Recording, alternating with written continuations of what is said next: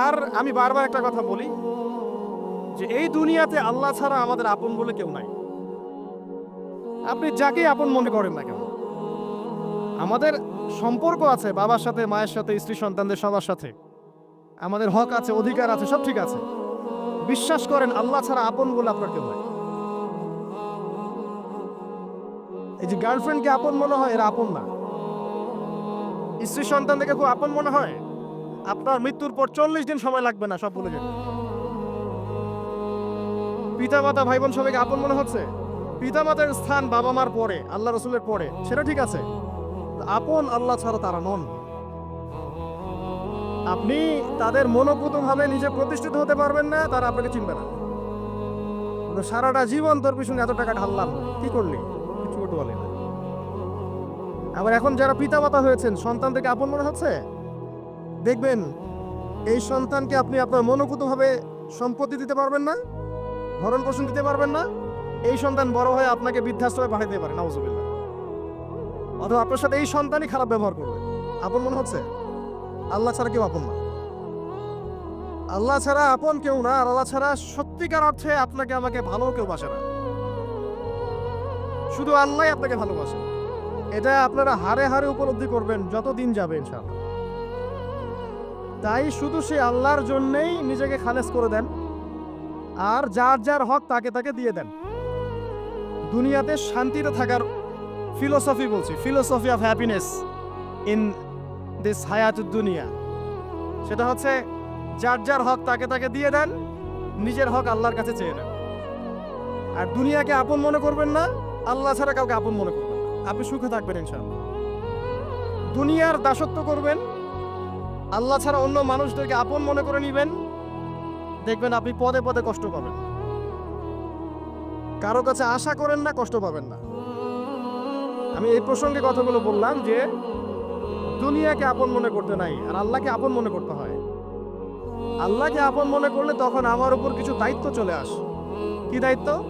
আল্লাহ আমাকে সৃষ্টি করেছেন, রিজিক দিয়েছেন, লালন পালন করছেন, বাঁচিয়ে রেখেছেন, তার হাতে আমার মৃত্যু, তার হাতে সবকিছু।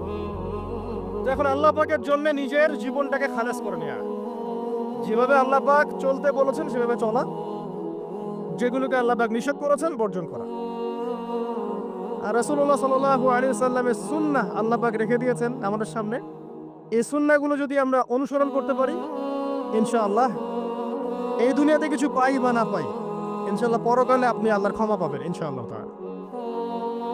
কোরআনের সূরাগুলোর অর্থ সব খুতবায় বলা যায় না, সময় সংকলন হয় না।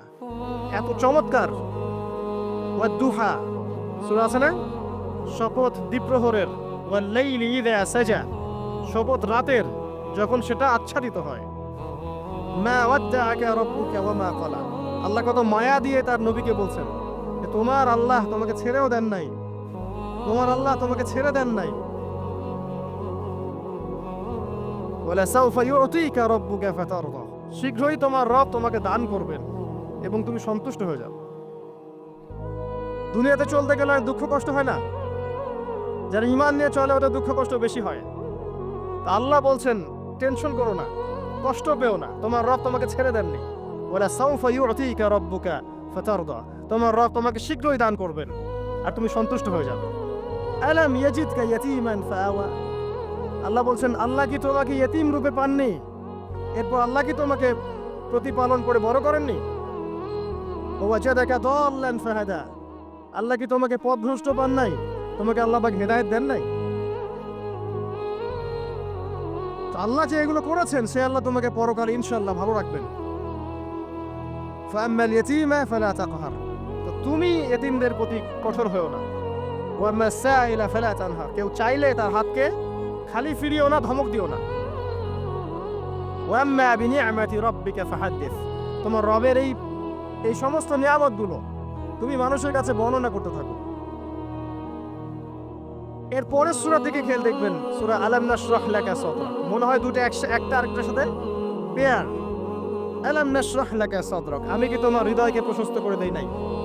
ওয়াদা'না আনকা উযরাক, তোমার বোঝাগুলো হালকা করিনি? কাকে বলছেন এগুলো আল্লাহ পাক? রাসূলুল্লাহ সাল্লাল্লাহু আলাইহি ওয়াসাল্লাম।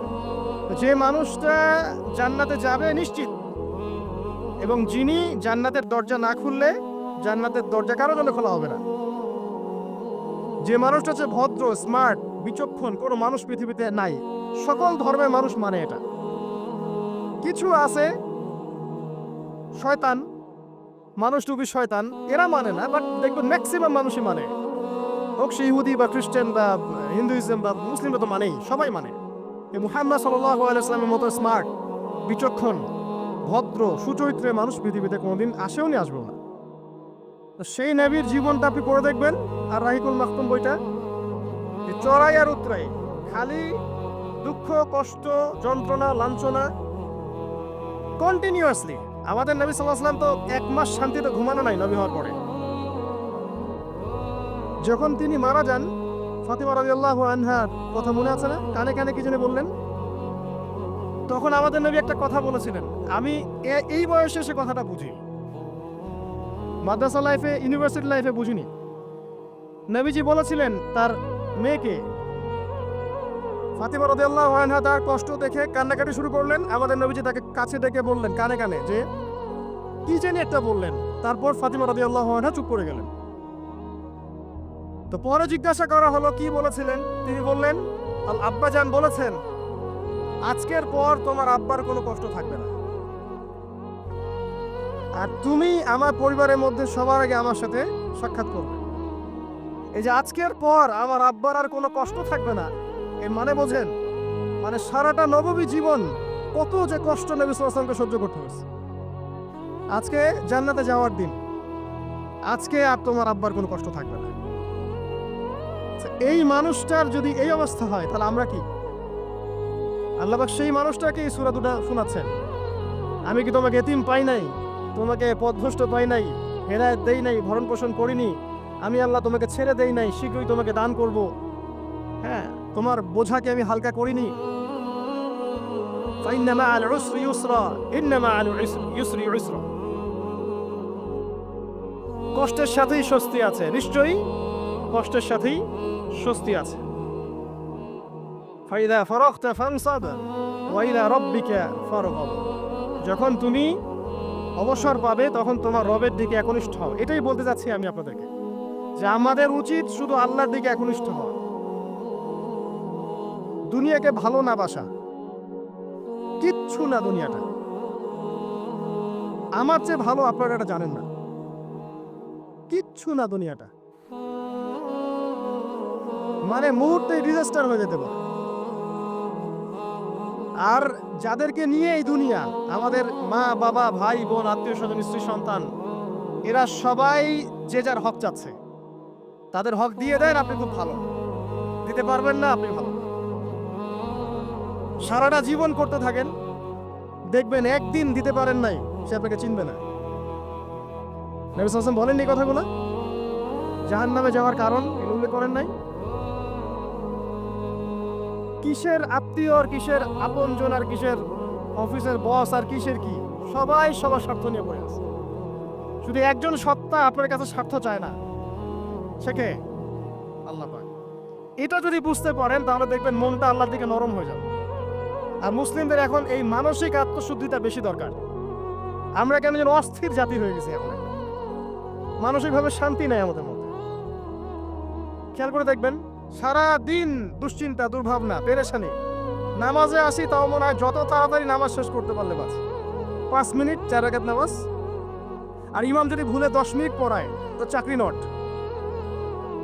খতিব খুতবা দিবে 30 মিনিট ঘড়ি ধরে বলে দিবে, ভুলে যদি 10 মিনিট বেশি দিয়ে ফেলছে, আজকে আসছেন ভালো কথা, হাদিয়া নিয়ে যান, পরের দিন আর আসেন। অস্থির।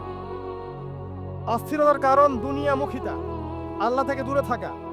অস্থিরতার কারণ কোরআন থেকে দূরে থাকা।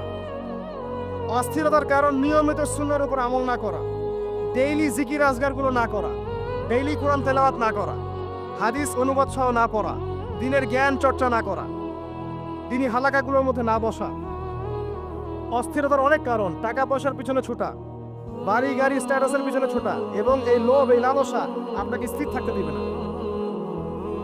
অস্থিরতার কারণ এই যে আমরা বলি মেটেরিয়ালিজম, আমরা বলি বস্তুবাদিতা, এগুলো অস্থিরতার কারণ। এগুলো কখনো আপনাকে স্বস্তি দিবে না।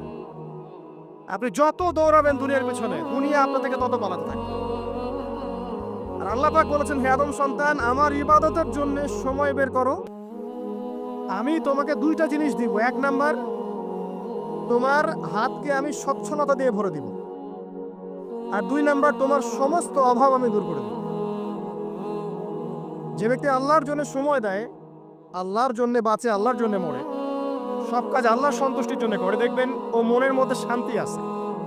হয়তোবা তার 5 তলা 10 তলা বাড়ি নাই, BMW নাই, সুজুকি জিক্সার নাই, তারপরে দেখবেন সে অনেক শান্তিতে আছে, কারণ তার মনের মধ্যে একটা প্রশান্তি কাজ করে। আর যে ব্যক্তির মধ্যে দেখবেন আল্লাহর কনসিয়াসনেস নাই, ইবাদত নাই, কোরআন সুন্নাহ এগুলো কিচ্ছু নাই, দুনিয়া সব আছে, দেখবেন ব্যাংক ব্যালেন্স, টাকা পয়সা, মনে শান্তি নাই। এই মনের শান্তিটাকেই উসমান রাদিয়াল্লাহু আনহু বলতেন যে আল গিনা, মানে ধনাঢ্য, ধনী বলি না আমরা, এটাই হচ্ছে ধন, কিছু না।